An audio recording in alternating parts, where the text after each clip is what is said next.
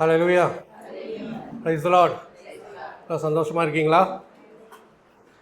போன மே 4ஆம் தேதி திங்கட்கிழமை முக்கிய செய்தி பார்க்க ஆரம்பித்தோம்.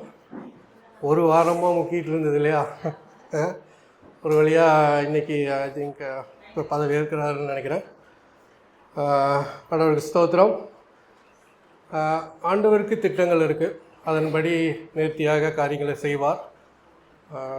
ஐ திங்க் 10 மணிக்கு பதவி ஏற்புன்னு நினைக்கிறேன். இன்றைக்கி இப்போ பார்க்கும்போது பிளேசர்ஸில் இருந்தார், இது வரைக்கும் வேறு ட்ரெஸ் கோட்டில் இருந்தார். இன்றைக்கி கோட்டு ஃபுல் சூட் இல்லை, பட் பிளேசர்ஸில் வந்திருக்காரு பதவி ஏற்கிறதுக்கு சீஃப் மினிஸ்டராக. Okay, fine. இந்த 4ஆம் தேதி ரிசல்ட்டு பார்த்ததுக்கப்புறம் எனக்கு ஒரு காரியத்தை ஆண்டவர் எனக்கு தோணுச்சு. என்ன தோணுச்சு அப்படின்னா, கடந்த வருடம் செப்டம்பர் மாதத்தில் ஒரு டைம் அப்போ ஆண்டவர் ஒரு காரியத்தை காமிச்சார். அதாவது இந்த எலெக்ஷன் ரிசல்ட்டை பற்றி தான். அதை நான் யார்ட்டையும் வெளியே சொல்லலை. அதாவது இந்த டிவிகே கட்சி ஒரு 23%, 29%க்கு மேலே வாங்குகிற மாதிரி ஆண்டவர் காமிச்சார். மற்ற கட்சிகள்லாம் ரொம்ப கம்மியான பர்சன்டேஜ் வாங்கின ஓட் ஷேர், அது சீட்டில் ஓட் ஷேர் வாங்கின மாதிரி காமிச்சார். அதை நான் யார்ட்டையும் வெளியே சொல்லேன், ஒய்ஃப்ட்ட சொல்லலான்னு தெரியல. பட் மார்டின்ட்டு ஒரு தடவை இந்த ஜான்வரி அப்போ ஒரு 1 டே மீட்டிங் அப்போ நான் ப்ரேயர் மீட்டிங் போயிட்டு நான் திரும்பி வரும்போது காரில் வரும்போது மார்டின்ட்ட சொல்லிட்டு வந்தேன், இந்த மாதிரி ஆண்டவர் இந்த மாதிரி காமிச்சிருக்காரு. அப்போ இதுக்கு முன்னாடி காங்கிரஸ் கூட சேருவாங்களா அப்படிங்கிறலாம் பேச்சுவார்த்தையெல்லாம் நடந்தது. ஆனால் எதுவும் சேரலை. நான் எனக்கு தனியாக இந்த கட்சி மட்டும் அதிகமான ஓட் ஷேர் வர்ற மாதிரி ஆண்டவர் எனக்கு காமிச்சாரு அப்படின்னு மார்டின்ட்டு சொல்லிட்டு இருந்தேன் அந்த டைமில். மற்றவங்களாம் ரொம்ப கம்மியாக இருக்காங்க அப்படின்னு. அதுக்கப்புறம் இந்த ரிசல்ட்டு வரும்போது தான் நான் யோசித்தேன், ஓகே நம்ம இனிமேல் ஆண்டவருக்கு நமக்கு சொல்கிற காரியத்தை எய்தர் சபை மக்களுக்கு சொல்லணும், இல்லைனா நம்ம ஒரு ரெக்கார்ட் பண்ணி யூடியூப்லேயோ அந்த சோஷியல் மீடியாலேயோ ஏதோ போடணும். போட்டதுக்கப்புறம் தான் ஆண்டவர் நமக்கு காரியத்தை வெளிப்படுத்துகிறாரு, ஆனால் நம்ம சொல்லாமல் இருக்கக்கூடாது, சொல்லணும். நிறையா தீர்க்கதரிசிகள்லாம் அந்த மாதிரி தான் இது பண்ணுவாங்க, அப்லோட் பண்ணிவிட்டு ப்ராஃபஸி ஃபுல்ஃபில்டுன்னு சொல்லிட்டு மறுபடியும் அடுத்த அப்டேட் இது பண்ணுவாங்க. அந்த மாதிரி நம்மளும் பண்ணணும் அப்படின்னு யோசனை வந்தது. ஸோ இனி வரும் நாட்களில் ஆண்டவர் சொல்கிற காரியங்களை உங்களுக்கு சபா மக்களுக்கு சொல்லுவோம், இல்லைனா ஆன்லைனில் இந்த மாதிரி அப்லோட் பண்ணி அதுக்கப்புறம் இதை ஆண்டவர் தெரிவிக்கிறார், தீர்க்கதரிசிகளுக்கு தெரிவிக்கிறார் முன்கூட்டியே அந்த காரியத்தை செய்யணும் அப்படிங்கிற ஒரு யோசனை வந்தது. ஓகே, அரசியல் தள்ளி வச்சிடலாம், அதுக்கப்புறம் பார்த்துக்கலாம். இப்போ நம்ம செய்திக்குள்ளாக போகும்போது அதுக்கு முன்னாடி ஒரு சின்ன ப்ரேயர். ஜீசஸ், எங்களுக்கு தேவையான வார்த்தையை இந்த நாளில் எங்களுக்கு தந்தருளும். ஆமென். சின்ன ப்ரேயர் தான். ஓகே, உங்களுக்கு ஒவ்வொருத்தரும் ஒவ்வொரு விதமான நோக்கத்தோடு இன்றைக்கி வந்திருப்பீங்க. ஆண்டவர் இன்றைக்கி சில காரியங்களை உங்களுக்கு சொல்லணும்னு சொல்கிறாரு. மெயினாக ஒரு ஆண்டவர் பல அற்புதங்கள் ஜீசஸ் செஞ்சுருப்பார். அதில் ஒன்று பார்த்தீங்கன்னா, ஒரு இடத்துல நடந்து போயிட்டு இருக்கும்போது ஒரு கண்ணு தெரியாத மனுஷன் ஒரு இடத்துல இருப்பான். அவனை பார்த்தோன்னே சீஷர்கள் கேட்பாங்க, இவன் கண்ணு தெரியாமல் இருக்கானே, இது யார் செஞ்ச பாவம்? இவங்க பெற்றோர் செஞ்சதா, இவன் செய்த பாவமா? இந்த வசனம் யோவான் 9ஆம் அதிகாரத்தில் அதில் 3வது வசனத்தை மட்டும் படிவோம்.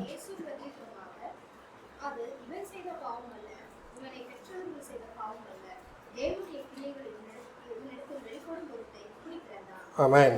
இது இவன் செய்த பாவமும் இல்லை, இவன் பெற்றோர் செய்த பாவமும் இல்லை. ஆனால் என்ன, எதனால் இவன் இப்படி பிறந்திருக்கானாமா? தேவனுடைய கிரியை வெளிப்படும் வண்ணம் இவன் இப்படி பிறந்திருக்கான். அதாவது காட்ஸ் பவர் தெரியும் வண்ணம் இப்படி பிறந்திருக்கானவன். நான் இதை பார்க்கும்போது ஒரு தனிப்பட்ட மனிதன், அவனுக்கு கண்ணு தெரியல, அப்படி ஒருத்தர் இருக்கான், அவன் பிறவியிலிருந்து கண்ணு தெரியாமல் இருக்கான். இது எதுக்காக அப்படின்னு பார்த்தா, தேவனுடைய பவர் தெரியணுங்கிறதுக்காக இப்படி ஒருத்தர் பிறந்திருக்கான் அப்படின்னு சொல்லும்போது எனக்கு தேவனுடைய பவர் எப்படி வேணாலும் காட்டலாமே, என்ன ஏது அப்படிங்கும்போது நான் மறுபடியும் இதை படிக்க எனக்கு யோசனை வந்தது. இப்போது ஆண்டவர் எப்படி அது கீழே வசனங்களை படித்து பார்த்தீங்கன்னா தெரியும். அவர் மண்ணில் இந்த இதெல்லாம் குளம் மாதிரி பண்ணி அவன் கண்ணில் பூசி போய் அந்த குளத்தில் போய் கழுவிட்டு வா அப்படின்னோடனே அவன் கண்ணு தெரிய வந்துடும். அவன் சுகம் பெற்றுக்கொள்ளும். அதாவது பிறவையிலிருந்து குருடனாக இருந்த ஒருவன், கண் தெரியாமல் பார்வை இல்லாமல் இருந்தவன், ஆண்டவர் அவனுக்கு சுகத்தை கொடுக்குறார். இமீடியட்டாக சுகத்தை கொடுத்து, இது எதுக்கு ஆண்டவர் கிரியை அவனுக்கு தெரியணுங்கிறதுக்காக அதை பண்ணாரா, இல்லை மற்றவங்களுக்கு தெரியணுங்கிறதுக்காக அதை பண்ணியிருந்தாரா? மற்றவர்களுக்கு. இது வந்து பார்த்தீங்கன்னா அவனுடைய தனிப்பட்ட காரியம். அவனுக்கு இந்த பிரச்சனை இருக்குது, அவனுக்கு கண்ணு தெரியல, அவன் பிறந்தது இந்த ஒரு பிரச்சனையோடு பிறந்திருக்கான். இந்த பிரச்சனையால் இருக்கிறது வந்து அவனுடைய தனிப்பட்ட காரியம். ஆனால் ஆண்டவர் என்ன சொல்கிறாரு, இது அவன் பிறந்தது எதுக்காகனா ஆண்டவருடைய பவரை காட்டுறதுக்காக தான் இப்படி இருக்கிறான்.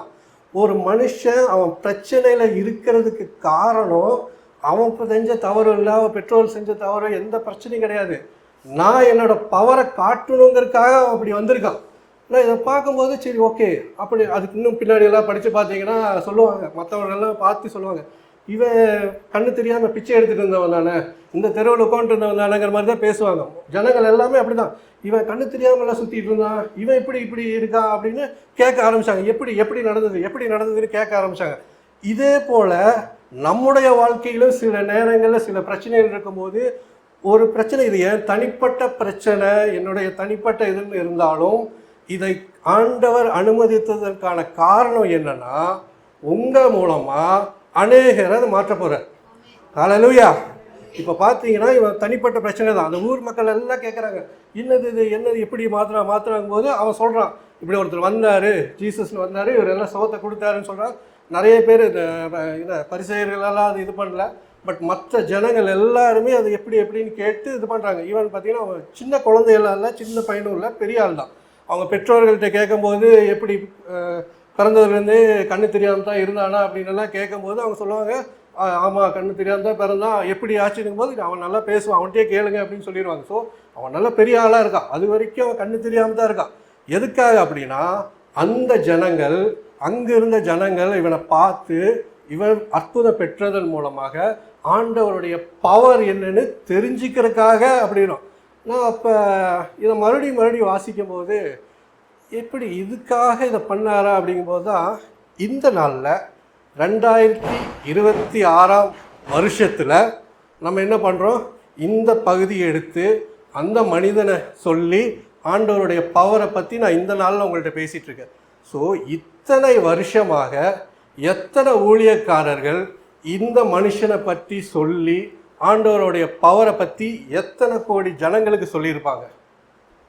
கோடிக்கணக்கான ஜனங்களுக்கு, அதாவது 2000 வருஷமாக இது எத்தனை பேர் சொல்லியிருப்பாங்கன்னு பார்க்கும்போது இதுக்கான காரணம் என்ன, அன்னைக்கு அப்படிப்பட்ட ஒரு மனிதன் பிறக்கும்போதே கண்ணு தெரியாமல் பிறந்ததுக்கான 2000 வருஷத்துக்கு மேலே ஆனதுக்கப்புறமும் நம்ம ஆண்டவருடைய பவரை சொல்லணுங்கிறதுக்காக அவரை பற்றி சொல்லி நம்ம சொல்லிகிட்டு இருக்கோங்கும்போது இது வந்து ஒரு சின்ன காரியம் இல்லை. அது ஒரு சின்ன ஒரு அதிகாரத்தில் தான் அந்த காரியம் வருதுனாலும் இவ்வளோ ஆண்டுகளுக்கும் அது சொல்லக்கூடியதாக ஒரு இருக்கும்போது ஆண்டவருடைய பிளான் பார்த்தீங்கன்னா எவ்வளோ பெரிய பிளான்னு அப்போ தான் இது வந்து அந்த ஊர் மக்களோ அந்த தெரு மக்களோ அங்கே இருக்கிறவங்களுக்கு சொல்லணுங்கிறதுக்காக மட்டுமல்ல. அவன் அன்னைக்கு கண்ணு தெரியாமல் பிறந்தது இன்னைக்கு நம்ம பேசுறதுக்கும் இங்கே இருக்கிற ஜனங்களுக்கும் ஆன்லைனில் பார்க்குறவங்களுக்கும் இவங்களுக்கும் சொல்லக்கூடிய அளவுக்கு இவ்வளோ நாள் பேசக்கூடிய அளவுக்கு வர்றதுக்கு அன்னைக்கு ஒருத்தர் இருந்திருக்கான். இப்போது நம்ம வாழ்க்கையில் நம்ம ஏதோ ஒரு சூழ்நிலை இருப்போம், என்ன பிரச்சனையாக இருந்தாலும் சரி, நமக்கு என்ன பிரச்சனை, அந்த பிரச்சனையை ஆண்டவர் அனுமதித்திருக்காருன்னா அதுக்கு ஒரு காரணம் இருக்குது. இப்போ பார்த்தீங்கன்னா யோசேப்பு எடுத்துக்கலாம். யோசேப்புனா நான் கதையை மட்டும் சொல்கிறேன். இது ஆதியாகமம் 50ஆம் அதிகாரத்தில் இருக்கும். அந்த இதில் இது பெரிய லென்த்தான இது வந்து என்ன பார்ட்னா, யோசேப்பு இப்படி தான் சின்ன பையனாக இருக்கும்போது அவனுடைய சகோதரர்கள் அவனை வெறுத்து இவன் நமக்கு இதாக மாட்டான், ஏதோ பெரியதாக பேசுகிறான்னு சொல்லி அவனை கொலை பண்ணுறதுக்கு முயற்சி பண்ணி குழியிலலாம் போட்டு சரி பரவாயில்ல பாவம் நம்ம தம்பியாக போயிட்டான்ட்டு கடைசியில் என்ன பண்ணிட்டாங்க, விற்றுட்டு அவனை எடுத்து இன்னொரு இடத்துக்கு விற்பானு. அவனை விற்றதுக்கப்புறம் தான் என்ன பண்ணுவாங்க, எகிப்துக்கு வருவான். எகிப்தில் வந்து அடிமையாக தான் இருப்பான், அடிமையாக ராஜா வீட்டு இதில் வேலை செஞ்சிட்ருப்பான். சாதாரண ஒரு மனிதனாக ஒரு அடிமையாக வேலை செஞ்சிட்ருப்பான். அதுக்கப்புறம் பார்த்தீங்கன்னா அந்த அந்த ராணிகிட்ட ஒரு பிரச்சனையாகின்னு சொல்லிட்டு கடைசியில் ஜெயிலுக்கு போயிடுவான். சிறையில் வந்து 2 வருஷத்துக்கு மேலே இருப்பான். இவ்வளோ பாடுகளையும் அனுபவிச்சுட்டு வருவான். அதாவது ஆல்மோஸ்ட் 14 இயர்ஸ் நினைக்கிறேன், 14 வருஷமாக அவன் அந்த பாடுகளை அனுபவிக்கிறான், ஒவ்வொன்றா சித்திரவதை அனுபவிச்சு, அதாவது சொந்த சகோதரர்களே அவனை வந்து கொலை பண்ணுற முயற்சி அளவுக்கு அந்த அளவு. அப்போ அவனோட நிலைமை என்ன இருக்கும், எவ்வளோ பாதிப்புக்குள்ளே இருப்பான். என்னோட சகோதரர்கள் என்னை கொலை பண்ண பார்க்குறாங்க, எல்லாம் விற்றுட்டாங்க, அதாவது கண்ணு முன்னாடியே இந்த எடுத்துகிட்டு போங்கன்னு சொல்லிட்டு ஒரு என்ன வேலைக்கு அதாவது வந்து கஷ்டப்பட்டு இருந்த மனுஷன் கடைசியில் பார்த்தீங்கன்னா பஞ்சம் வருது, அந்த ஊர்லெல்லாம் பஞ்சம் வருது. அப்பையும் ஒரு பெரிய நிலைமையில் இருக்கான். நிலைமையில் இருக்கும்போது அவனுடைய சகோதரர் வராங்க, இஸ்ரேல் ஜனங்கள் அங்கே வராங்க. இதுதான் ரொம்ப முக்கியம். அதாவது இவ்வளோ கஷ்டப்பட்டு வந்தாலும் எதுக்காக அப்படின்னு பார்த்தா, இஸ்ரேல் ஜனங்களை ஒருத்தருக்கு இப்போ அவங்களுக்கெல்லாம் சாப்பாடு கொடுத்து ஆள் வைக்கிறதுக்கு ஒரு ஆள் வேணும். அதுக்காக ஜீசஸ் வந்து ஆண்டவர் வந்து யோசேப்பை இந்த இடத்துல எடுத்திருப்பார், எடுத்து வச்சிருப்பார். அதாவது இவ்வளோ கஷ்டத்தை தாண்டி ஒருத்தங்க நிற்கிறான்னா எதுக்காக அப்படின்னா, இஸ்ரேல் ஜனங்கள் வரும்போது அவங்க கஷ்டப்படக்கூடாது, என் ஜனங்கள் வந்து கஷ்டப்படக்கூடாது, உலகம் அதாவது அந்த பகுதி முழுக்க பஞ்சமாக இருந்தாலும் என் மக்கள் அந்த பஞ்சத்தில் பாதிக்கப்படக்கூடாதுங்கிறக்காக ஒருத்தனை எழுப்பி வச்சிருப்பார். அது இவ்வளோ கஷ்டத்தை வந்து அது எவ்வளோ நாள், அது பல 500 வருஷங்களுக்கு மேலே இருந்தால், அதாவது மோசையை வந்து கூட்டிகிட்டு போகிற வரைக்கும் இஸ்ரேல் ஜனங்கள் அங்கே தான் இருப்பாங்க. அதுக்கு மெயினான காரணம் என்னென்னா, யோசேப்பு அவங்களுக்கு இடம் கொடுத்து வாங்க நல்லா இருக்க சொல்லி அவங்களுக்கு தேவையானதெல்லாம் செஞ்சான். ஆனால் பின்னாடி பார்த்தீங்கன்னா ஒரு மனுஷன் அவனோட தனிப்பட்ட பிரச்சனை, அவன் சகோதரர்கள் அவனை வெறுத்து தள்ளிவிடும். அது பார்த்தீங்கன்னா தனிப்பட்ட குடும்ப பிரச்சனையாக கூட வச்சுக்கலாம், குடும்ப பிரச்சனையெல்லாம் தள்ளி வைக்கிறாங்க. ஆனால் ஆண்டவர் அது மூலமாக ஒரு திட்டம் வச்சுருக்காரு.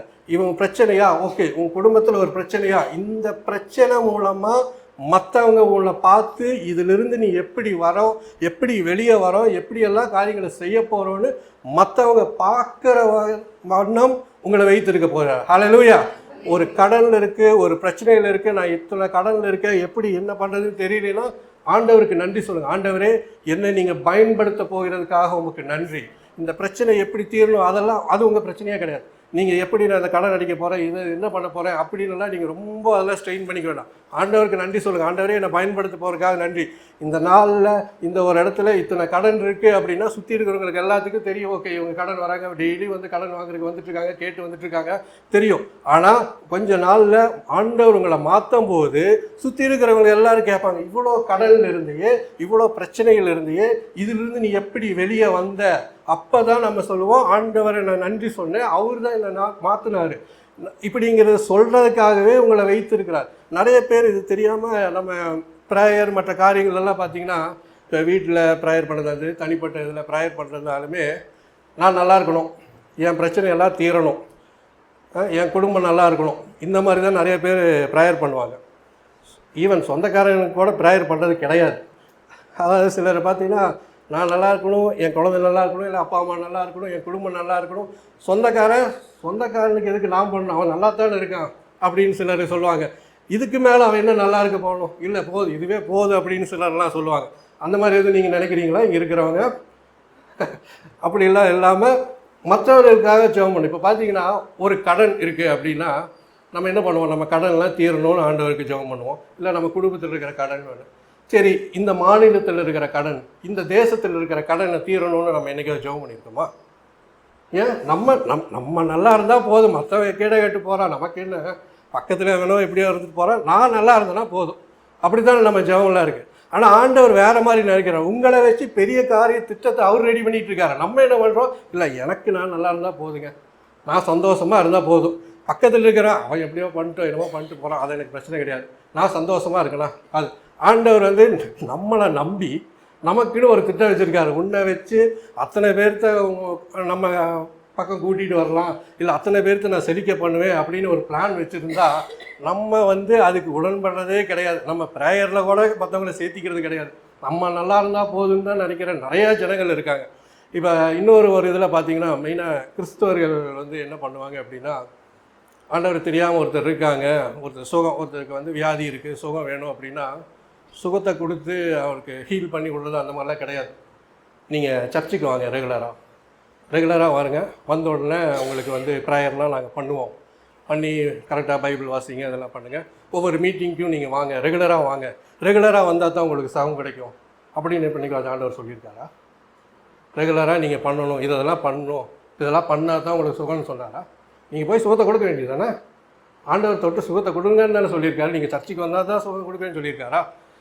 நிறையா இதில் வந்து நம்ம காலங்காலமாக வந்தது வந்து இன்னொன்று இருக்குது. இப்போ வந்து ஒரு சபைக்கு வராங்க, ஒரு சபையில் வந்து சுகத்தை பெற்றுக்கொண்டுட்டாங்க, இல்லை நன்மையை பெற்றுக்கொண்டதுக்கப்புறம் வேறு சபைக்கு போயிட்டாங்கன்னா இங்கே முறுமுறுக்கிறது. அதாவது இந்த சர்ச்சுக்கு வந்தாங்க, ரெடியானாங்க, இப்போ பார்த்தீங்கன்னா அங்கே போயிட்டாங்க, உடனே போட்டு இதுக்கு என்ன இப்போ. ஆனால் நமக்கு வந்து அது எப்படி, எங்கள்கிட்ட தானே இங்கே தானே சுகம் பெற்றாங்க, அப்போ இங்கே தானே வரணும். இது சர்ச்சுக்குள்ளே இந்த மாதிரி இதோட இப்போ வேறொருத்தர் வந்து ஆண்டவர் அறியாத ஒருத்தர் ஜெபம் பண்ணி சுகத்தை பெற்றுட்டாங்க, திரும்பி அதே வழிக்கு போயிட்டார். இப்போ இங்கே வந்தால் சுகத்தை பெற்றாரு, நன்றி இல்லாமல் இப்போ சுற்றிட்டு இருக்காங்க. அது எதுக்கு? அவன் சந்தோஷமாக இருக்கானா? விட்டுரு. நம்ம வேலை வந்து நீ எல்லாத்தையும் வா வா வா சர்ச்சுக்கு வான்னு கூப்பிட்றது கிடையாது. நீங்கள் ஆசீர்வாதமாக நீங்கள் இருந்தீங்கன்னா உங்களை பார்த்து மற்றவங்க தெரிஞ்சது அவங்களும் அந்த ஆசீர்வாதத்தை பெற்றுக்கொள்வாங்க. நீங்கள் அதை விட்டு போட்டு இல்லை நீ இது பண்ணணும், இதை பண்ணணும். அந்த நம்ம ஒரு சிலரோட மென்டாலிட்டி எப்படி இருக்கும்னா, இல்லை எங்கிட்ட பயன் அடைஞ்சிட்டாங்கன்னா அவன் எங்கிட்டயே தான் எல்லாமே இது பண்ணணும், மற்றவங்கள்ட்ட போய் மறுபடியும் இது பண்ணால் அது எப்படி, எனக்கு அது கரெக்டாக இல்லை, அது செட் ஆகாது அப்படிங்கிற நிறைய ஒரு இதில் இருக்கும். இப்போ நிறையா பேர் பார்த்திங்கன்னா சுகத்தை பெற்றுக்கொண்டுட்டு மறுபடியும் அவங்க பழைய இதுக்கே போயிடுவாங்க. ஆனால் அந்த பயனை அனுபவிச்சிருப்பாங்க. இப்போ நம்ம என்ன நினைக்கிறோன்னா, நான் வந்து அவங்கள இங்கே கூட்டிகிட்டு வந்தேன், சுகத்தை நான் பெற்று கொடுத்தேன், ஆனால் இப்போ போயிட்டாங்க, அந்த வேலை நம்மளோட வேலை முடிஞ்சது. நம்ம என்ன நினைப்போம், அவங்க ஆண்டவரை வந்து இன்னும் நல்லா பெருகி பற்றிக்கொள்ளணும். ஆனால் ஆண்டவர் மேபி வேறு பிளான் வச்சுருப்பார். அவங்களுக்கு சுகத்தை கொடுத்துட்டு மற்றவங்க அவங்கள பார்ப்பாங்கல்ல, ஓகே இவன் எப்படி சுகம் வாங்கலாம், அவனை வச்சு மற்றவர்களை ஆண்டவர் தொடுவார்.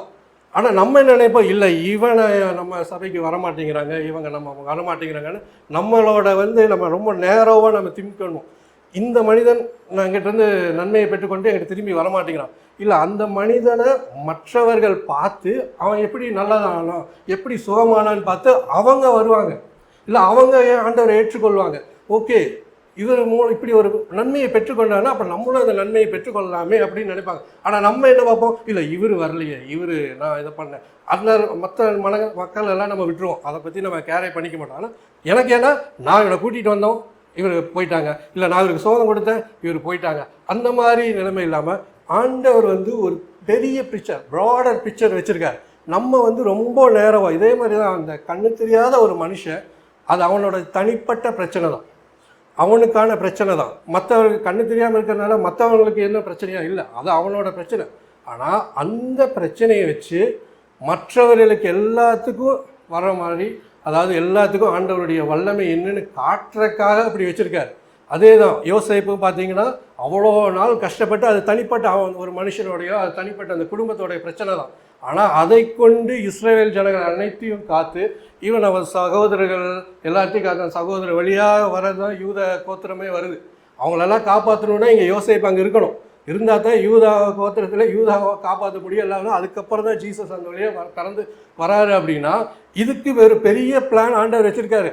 யோசேப்பை அன்னைக்கு நான் காப்பாற்றணும், அன்னைக்கு அவனை நான் பெரிய ஆளாக ஆக்கணும், ஆக்கினா தான் இத்தனை ஜனங்களை அவனை நம்பி இருக்காங்க. நம்மளையும் நம்ம என்ன பிரச்சனையில் இருந்தாலும் சரி, ஆண்டவர் உங்களுக்கு சொல்கிற காரியம் உங்களை மூலமாக அநேகரன் ஆசீர்வதிக்கப்படுற. இது நான் வந்து பல தடவை இந்த இதில் சொல்லியிருக்கேன். உங்களை கொண்டு பலரை ஆசீர்வதிக்க விரும்புகிறார் ஆண்டவர். நீங்கள் எப்படி நல்லா வரீங்கன்னு பார்த்து பலர் உங்கள் மூலமாக ஆசீர்வாதமாக போகிறாங்க. அதாவது நம்ம சபைக்கு வரோம், சர்ச்சுக்கு வரோம், அவங்கெல்லாம் வந்தால் தான் நம்மளை மூலமாக ஆசீர்வதிக்க, அப்படி இல்லை. உங்களை பார்ப்பாங்க, உங்கள் பக்கத்தில் இருக்கிறவங்க, உங்களை சுற்றி இருக்கிறவங்க, நீங்கள் எப்படி இருக்கீங்க, எப்படி நிலைமையில் இருக்கீங்கன்னு அவங்க ஒவ்வொரு நாளும் பார்த்துட்ருக்காங்க. நீங்கள் வளர்ச்சியோட ஆண்டவர்கிட்டருந்து நன்மையை பெற்றுக்கொள்ளும் போது அவர்கிட்டருந்து எல்லாம், இப்போ வந்து ஒரு வியாதி இருக்குது, பிரச்சனை இருக்குது, காலங்காலமாக இந்த ரொம்ப வியாதி இருக்குது, அதிலிருந்து நீங்கள் சடனாக வந்து ஜீசஸ் அப்போ சுகம் கொடுக்குற மாதிரி உங்களுக்கு ஹீல் பண்ணிட்டாருன்னா பார்க்குறவங்க என்ன நினைப்பாங்க, நேற்று வரைக்கும் இப்படி இருந்துருந்தா இன்றைக்கி என்ன திடீர்னு நல்லா சுற்றுறானே. அன்றைக்கி அந்த ஜனங்கள் பேசின மாதிரி தான், கண்ணு தெரியாமல் பிச்சை எடுத்துகிட்டு இருந்தவன் இன்றைக்கி எப்படி நல்லா வந்துட்டுருக்காருன்னு அவங்க ஆச்சரியமாக பார்த்தாங்க.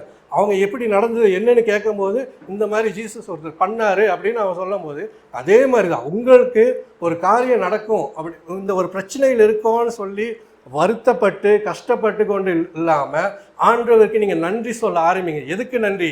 என்னை நீர் பயன்படுத்துகிறதுக்காக நன்றி. ஒரு பெரிய திட்டத்தில் என்னை நீர் வைத்திருக்கிறதுக்காக உங்களுக்கு நன்றி நீங்கள் டெய்லி சொல்ல ஆரம்பிங்க.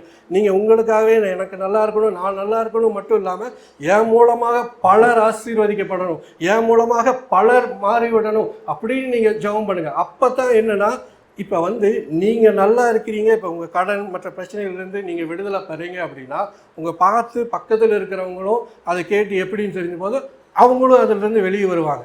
இதே மாதிரி இது இப்போ பெருகணும். இது நிறைய பேர்த்துக்கு பிறகு இப்போ இந்த பிரச்சனையிலேருந்து இந்த பிரச்சனையில் இருந்த ஒரு இப்போ பார்த்தீங்கன்னா ஃபேமிலியில் வந்து சில பிரச்சனை இருக்குது, கணவன் மனைவிக்குள்ளே ஒரு பிரச்சனை இருக்குது, அவங்களுக்கு பிரச்சனை இருக்கும்போது நாங்கள் பேசிக்கிறது இல்லை, இல்லை சண்டை அது இருக்கும்போது இது வந்து ஓயாமல் சண்டை போட்டே இருக்காங்க வீட்டில்.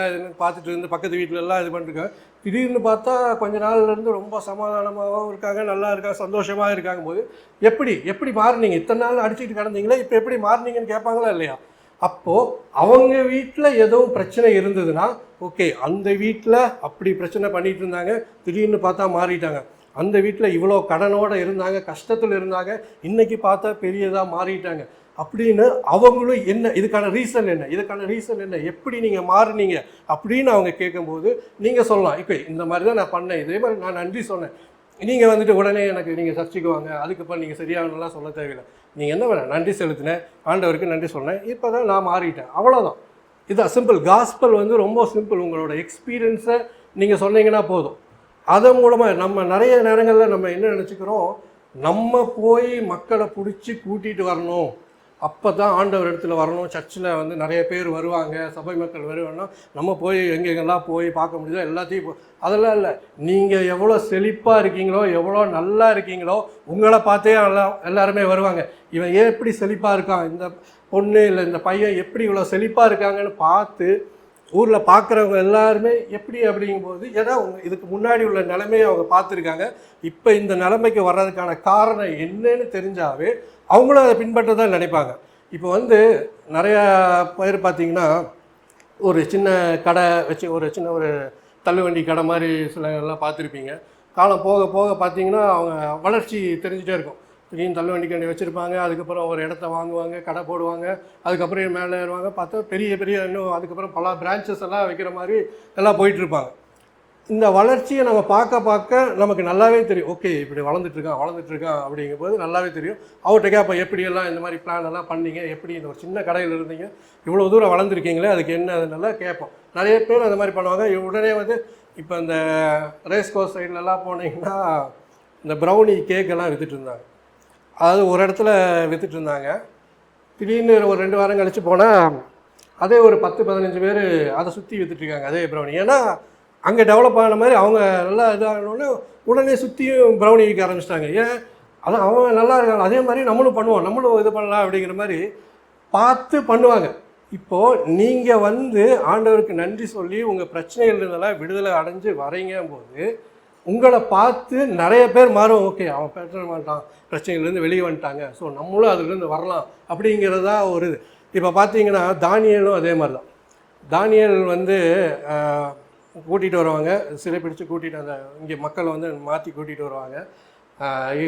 இஸ்ரேல் ஜனங்கள், அந்த யூதர்கள் எல்லாம் கூட்டிகிட்டு வருவாங்க. அப்போ வந்து ஒரு ராஜா இருப்பார், அந்த ராஜா கீழே வந்து சிலர் வந்து இந்த தானியலை எப்படியோ சிக்க வைக்கணும், இவனா ரொம்ப அட்மினிஸ்ட்ரேட்டிவ் இதெல்லாம் ரொம்ப டேலண்டடாக நல்லா வேலை செஞ்சுட்ருப்பான், இவனை எப்படியோச்சு மாட்டி வைக்கணுமோ என்னமோ பண்ணோன்ட்டு அவங்க என்ன பண்ணுவாங்க, ராஜாட்ட போய் ஒரு சட்டம் நீங்கள் இது பண்ணணும், என்னென்னா உங்களை மட்டும்தான் எல்லாருமே வணங்கணும், ஒரு 30 நாளைக்கு உங்களை மட்டும்தான் வணங்கணும், வேறு யாரையும் வணங்கக்கூடாது. ஏன்னா தானியல் வந்து எப்பவுமே கரெக்டாக 3 வேளை ப்ரேயர் பண்ணிக்கிட்டே இருப்பான். இந்த மாதிரி ஆண்டவருக்கு ப்ரேயர் பண்ணும்போது இதை இவனை தடுக்கணும் அப்படிங்கிறதுக்காக ஒரு சட்டத்தை ஏற்கணும்.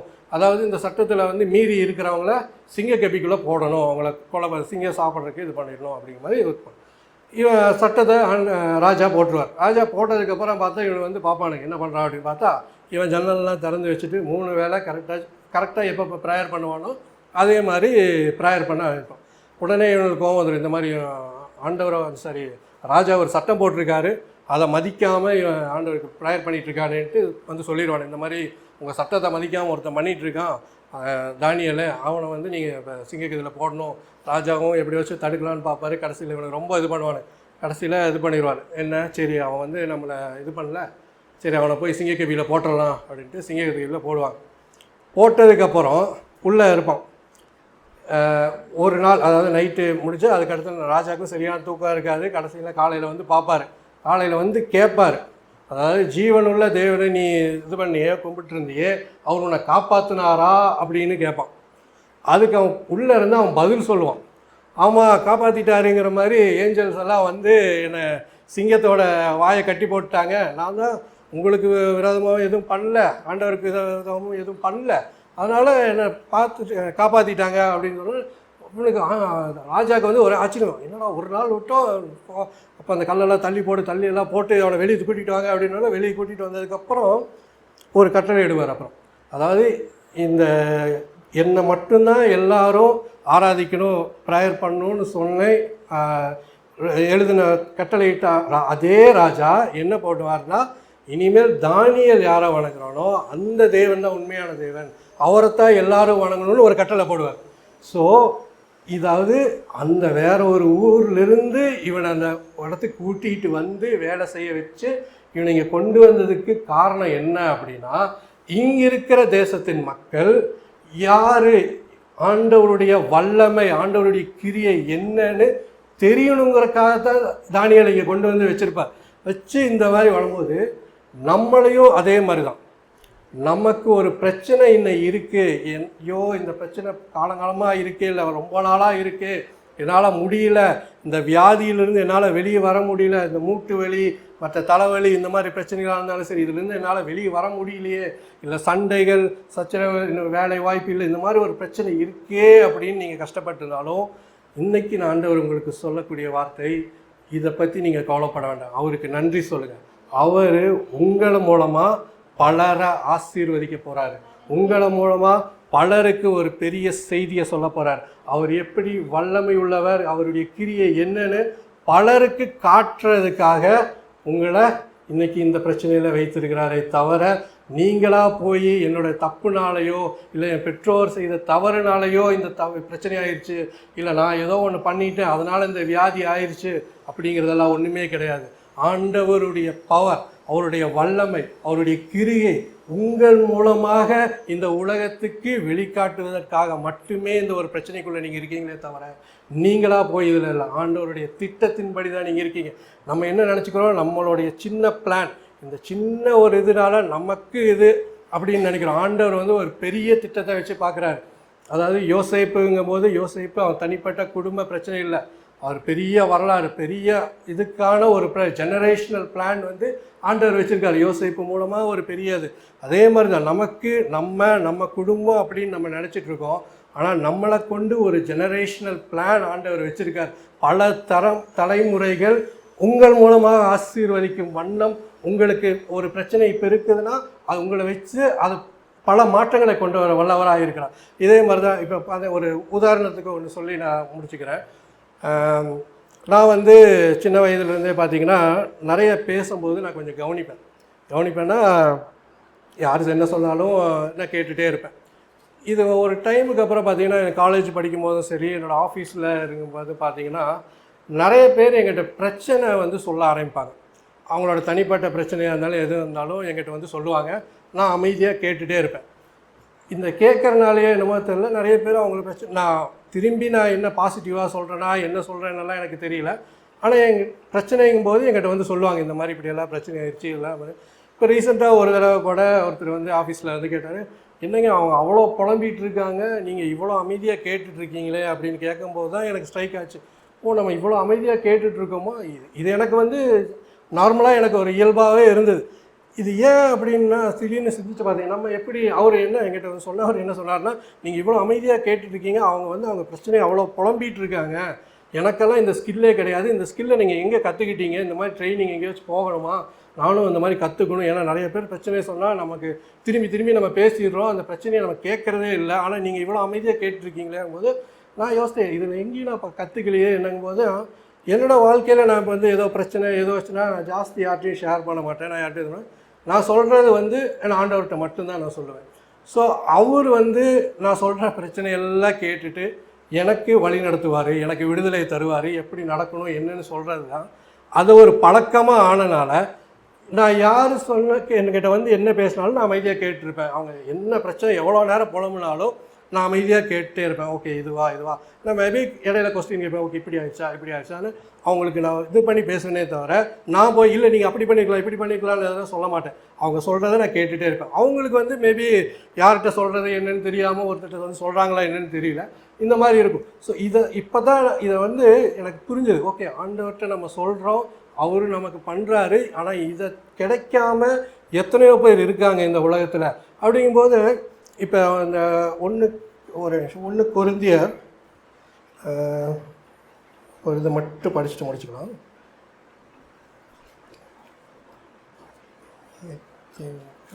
இல்லை 2 கொரிந்தியர் 1ஆம் அதிகாரம் 4வது வசனத்தை மட்டும் படிங்க.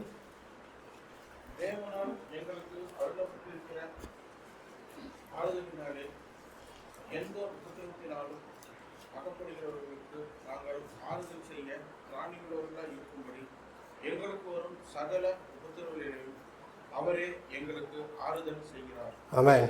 இப்போ பவுலும் தீமோத்தேயும் இருக்கும்போது பவுல் என்ன சொல்கிறாரு அப்படின்னா, மறுபடியும் ஒரு சத்தமாக படிங்க.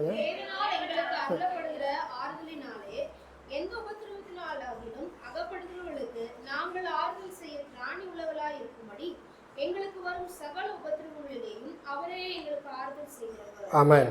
இது என்னன்னா, நாங்கள் இந்த பிரச்சனையிலிருந்து ஆண்டவர் எங்களுக்கு விடுதலை கிடைத்தது மூலம், ஆண்டவர் எங்களை கம்ஃபோர்ட் பண்ணி எங்களுக்கு பண்ணுறது மூலமாக எங்களுக்கு இந்த மாதிரி எந்த பிரச்சனைன்னு வராங்களோ அவங்களுக்கு நான் இந்த மாதிரி கம்ஃபோர்ட் பண்ணி நாங்கள் அனுப்புவோம். இந்த மாதிரி பிரச்சனைகள்லேருந்து தீர்வு காணுக்கு இது எங்களுக்கு யூஸாக இருக்குது அப்படின்னு பவுல் சொல்கிறார். இதே காரியம்தான் நீங்கள் இந்த நாளில் என்னென்ன பிரச்சனையில் இருந்தீங்கனாலும் பரவாயில்ல, இதே மாதிரி வேறு யாரும் இந்த பிரச்சனையில் இருந்தாங்க அப்படின்னா அவங்களுக்கு அந்த பிரச்சனையிலிருந்து விடுதலை எப்படி கிடைக்குங்கிறது சொல்கிறக்காகவே உங்களை ஆண்டவர் வைத்திருக்கிறார். அல்லேலூயா. நீங்கள் எந்த வியாதியில் இருந்தாலும் சரி, எந்த பிரச்சனையில் இருந்தாலும் சரி, இதே மாதிரி பிரச்சனை நிறைய பேர் இந்த உலகத்தில் இருக்காங்க. அவங்களுக்கு நீங்கள் இதிலிருந்து வெளியே வந்துட்டு அவங்களுக்கு நீங்கள் சொல்லலாம், ஓகே இந்த பிரச்சனையா, இந்த கடனிலேருந்து வெளியே வர்றதுக்கு நான் இப்படி தான் இதை பண்ணேன், இந்த வியாதியிலிருந்து வெளியே வர்றதுக்கு நான் இப்படி தான் பண்ணேன், இந்த குடும்ப சூழ்நிலை, இந்த பிரச்சனைகள்லேருந்து, இந்த சண்டை மற்ற சச்சரவுலேருந்து வெளியே வர்றதுக்கு நான் இதைத்தான் பண்ணினேன் அப்படின்னு இதே மாதிரி பிரச்சனையில் மற்றவங்க இருப்பாங்கள்ல, அவங்களுக்கு நீங்கள் போய் சொல்கிறது வகையாக உங்கள் ஆண்டவர் வைத்திருக்கிறார் இந்த நாளில். அதனால் எனக்கு இந்த ஒரு பிரச்சனை இருக்குது, இந்த ஒரு சண்டை இருக்குது, இல்லை அது வேறு எதாக இருந்தாலும் சரி, அது உங்களுக்கு ஒரு பிரச்சனைன்னு நீங்கள் உங்கள் தனிப்பட்ட பிரச்சனைன்னு நினச்சிட்டு இருக்கீங்க. ஆனால் ஆண்டவர் இந்த பிரச்சனை மூலமாக பலருக்கு விடுதலை கொடுக்கும் வண்ணம் உங்களை வைத்திருக்கிறார். அல்லேலூயா, அல்லேலூயா.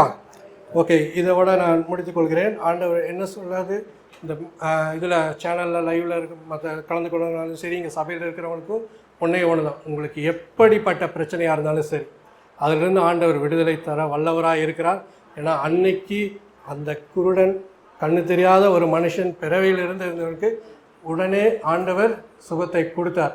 அதே மாதிரி உங்களுக்கு உங்கள் பிரச்சனையிலிருந்து ஆண்டவர் விடுதலையை நிச்சயமாக தருவார். நிச்சயமாக தருவேன்னு சொல்லிட்டாருன்னா கண்டிப்பாக தந்துடுவார். இல்லை கொஞ்சம் இது போகும், இல்லை தருவாரோ மாட்டாரோ அப்படிங்கிற சந்தேகத்துக்கான இடமே கிடையாது. விடுதலை தருவான்னு சொல்லிட்டாரா, விடுதலை தந்துடுவார். சுகத்தை தருவேன்னு சொன்னார்னா சுகத்தை தந்துடுவார். எதற்காக? உங்களுக்காக மாத்திரமல்ல, உங்கள் மூலமாக பலரை ஆசீர்வதிக்க போகிறார், பலரை விடுதலைப்படுத்த போகிறார். ஹல்லேலூயா. எந்திருப்போம், ஒரு சின்ன ப்ரேயர் அதோட முடிச்சுக்கலாம். ஹல்லேலூயா. ராபாபா தஷாதா லிகாரதா ராபாபா. இந்த நாட்களிலே எந்த பிரச்சனையாக இருந்தாலும் சரி, இங்கே இருக்கிற மக்களுக்காக இருந்தாலும் சரி, ஆன்லைனில் இருக்கிறவங்களுக்காக இருந்தாலும் சரி, என்ன வியாதியாக இருந்தாலும் சரி, என்ன உபத்திரமாக இருந்தாலும் சரி, என்ன பிரச்சனையில் அவங்க இருந்தாலும் சரி, அப்பா எவ்வளோ பெரிய கடனில் இருந்தாலும் சரி, என்ன ஒரு பிரச்சனையாக இருந்தாலும் இந்த நாளில் அவர்களுக்கு நீர் விடுதலை தருகிறதுக்காக உங்களுக்கு நன்றி அப்பா. I command victory, I command healing right now in Jesus name. விடுதலை நீங்கள் பெற்றுக்கொள்ளுங்கள், விடுதலை நீங்கள் பெற்றுக்கொள்ளுங்கள், சுகத்தை நீங்கள் பெற்றுக்கொள்ளுங்கள். ஹல்லேலூயா, ஹல்லேலூயா. இங்கே இருக்கிறவர்கள் உங்களுக்கு சுகம் வேணும், இல்லை விடுதலை வேணும்னா பெற்றுக்கொள்கிறேன் மட்டும் சொல்லுங்க. ஹல்லேலூயா. I receive it மட்டும் சொல்லுங்க. என்ன பிரச்சனையாக இருந்தாலும் சரி, ஆன்லைனில் பார்க்குறவங்களுக்கு என்ன பிரச்சனையாக இருந்தாலும் சரி, எந்த வேறு உபத்திரமாக இருந்தாலும் சரி, right now I command in Jesus name healing, healing. I release healing right now in Jesus name. விடுதலையை தருகிறேன் அப்பா. ஆண்டவராகிய இயேசு கிறிஸ்துவின் நாமத்தில் சுகத்தை தருகிறேன், விடுதலையை தருகிறேன். அவர்கள் பிரச்சனையில் இருந்து விடுபடுவதாக. ஹalleluya ஜீசஸ். அவர்களை உங்க பெரிய திட்டத்துல அவர்களை நீர் வைத்திருப்பதற்காக உமக்கு நன்றி அப்பா. ஹalleluya. உங்களுடைய ஜெனரேஷனல் பிளான்ல அவங்களை நீங்க வைத்திருக்கிறதுக்காக உமக்கு நன்றி. இது அவர்களுக்குரிய பிரச்சனை மாத்திரமல்ல, அது அவர்களுக்குள்ள தனிப்பட்ட பிரச்சனை அல்ல. இதன் மூலமாக உங்களுடைய வல்லமையை நீர் பலருக்கு தரப்போகிறீர், காண்பிக்க போகிறீர். Hallelujah. Receive it right now in Jesus name with the authority that Jesus has given me. ஆண்டவர் கொடுத்த அதிகாரத்தில் சொல்கிறேன், விடுதலை பெற்றுக்கொள்ளுங்கள். பிரச்சனையிலிருந்து விடுதலை பெற்றுக்கொள்ளுங்கள்.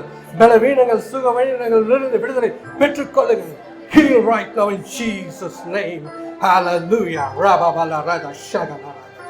Amen. Amen.